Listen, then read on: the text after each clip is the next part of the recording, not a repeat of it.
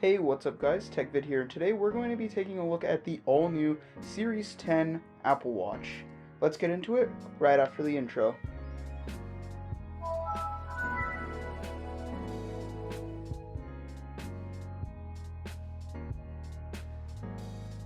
So now that we're back, we're going to start by unboxing the watch, taking a look at it, what it comes with, and then after that we're going to go ahead and take a look at if you should buy it or not, and what they've changed between the last model, the Series 9, and this model. So let's take a look at it now. So as is with most Apple Watches, you have the two pull tabs on either side of the box. So let's pull those out. There's one.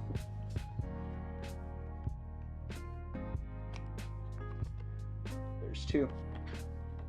And inside we see the watch itself, as well as the watch band. And as usual, they have that cool little art inside of the covering, so that's pretty cool.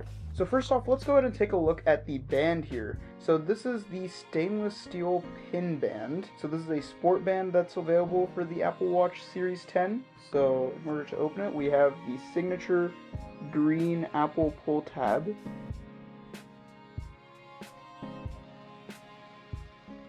So now we can go ahead and lift this up and opened.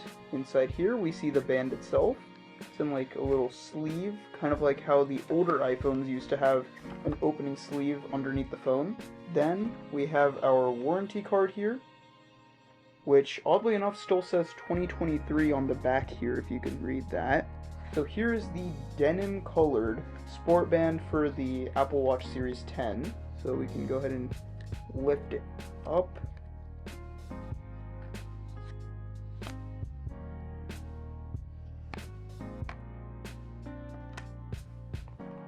Here's the band itself, which it looks really nice. Honestly, this blue color is not bad.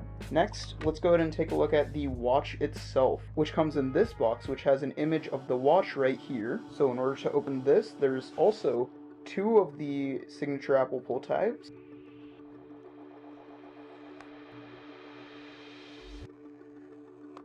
Let's go ahead and open up the box. Inside here we see designed by Apple in California, as well as the watch itself.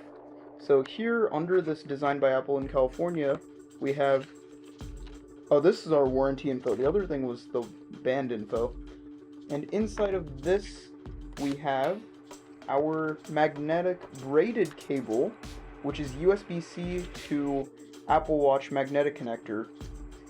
Really nice. Nice to see that they're continuing the trend of giving us the braided cables, because those old, silicone cables used to break so easily. And now for the main attraction, the Apple Watch Series 10. So this is the 42mm version that I have here in silver. So here it is, the all-new Apple Watch. Let's go ahead and power it on for the first time.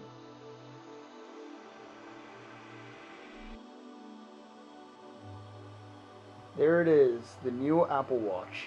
So now let's go ahead and put the band on it. So the top side,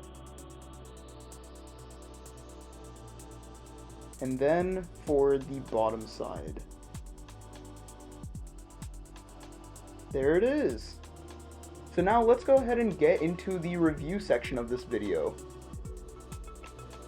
Okay guys, so now it's time for the review segment of this video. So in terms of the general specs of this watch, it has the new S10 SiP for Apple Watches, which is a 64-bit dual-core processor, which has 64GB of storage and 1GB of RAM. It also has an OLED always-on display that is up to 2000 nits of brightness. That's a really bright display, but nothing improved over last generation.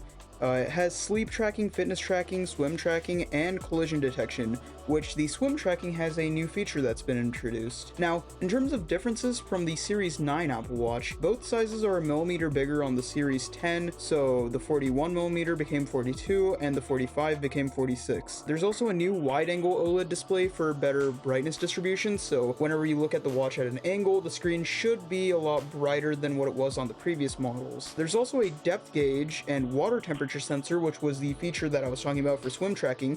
So basically, it tells you your depth of swimming, and it also measures the temperature of the water, which is pretty cool. The S9 chip has been upgraded to the S10 obviously, but it's probably nothing that you're going to notice through day-to-day use. There's also a decreased fast charge time, so it can get from 20 to 80% in 30 minutes now compared to the previous 45 minutes on the previous model Apple Watch. And they've also switched back to an aluminum metal body rather than the ceramic one that they had been using for the last few years. Now, since this is the 10th generation of the Apple Watch, we should also compare it back to the first one, the Series 0. Yes, there was a Series 0. I actually have one which I'm showing on camera right now. So there have been major upgrades done to the Apple Watch since then. On the first generation, you had only 8 gigabytes of storage. Now you have 64 standard. It used to have only 512 megabytes of RAM, but now you have a gigabyte. The display was quite a big upgrade, going from 1.65 inches to 2.0, and also from 312 by 390 resolution to 374 by 446. The Wi-Fi was also upgraded from 802.11bg to 802.11n, but you're probably not going to notice too big of a difference as there's nothing really too heavily net-based that you're doing on your Apple Watch. And they've also removed Force Touch, which was a pretty cool feature.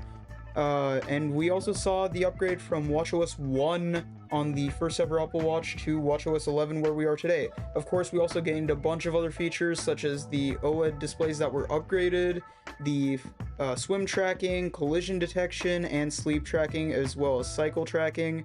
So there's so many new features that we've gotten over the years, and it's quite amazing to see them side by side, how the watches have changed. Like, just looking at the thickness of the old watch compared to the new one is a great difference. And also the performance on the old one, the going through menus nowadays is pretty slow, but that's probably just has to do with the fact that it's pretty old and it's running watchOS 4. But overall, the Apple Watch has seen a great improvement in the last 10 years that it's existed. So now, would I recommend buying this?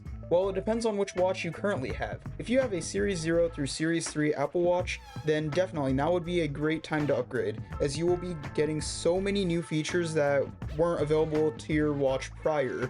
Now, if you have a Series 4 through Series 9, then it more has to do with your battery life, and if your watch is running laggy or slow, then it might be time for an upgrade. Otherwise, if your battery life is fine and your watch runs fine and it does what you need it to do, then there's no need to upgrade. If you have an SE1, then it might be time to upgrade because those are pretty similar to the older Series 3 watches, just with better displays. Now, if you have an SE Model 2, then it would probably be best to hold off an upgrade for a bit. If you have an Ultra 1 or 2, obviously you probably shouldn't upgrade. So overall, the new Apple Watch Series 10 is a great upgrade for some people. However, compared to more recent generations, there's not too big of an upgrade and could be considered rather underwhelming. I hope you guys enjoyed today's video and found it useful. Make sure to ask any questions you guys have in the comments. Make sure to like, subscribe, and stay safe. And I'll see you guys in the next one. Bye!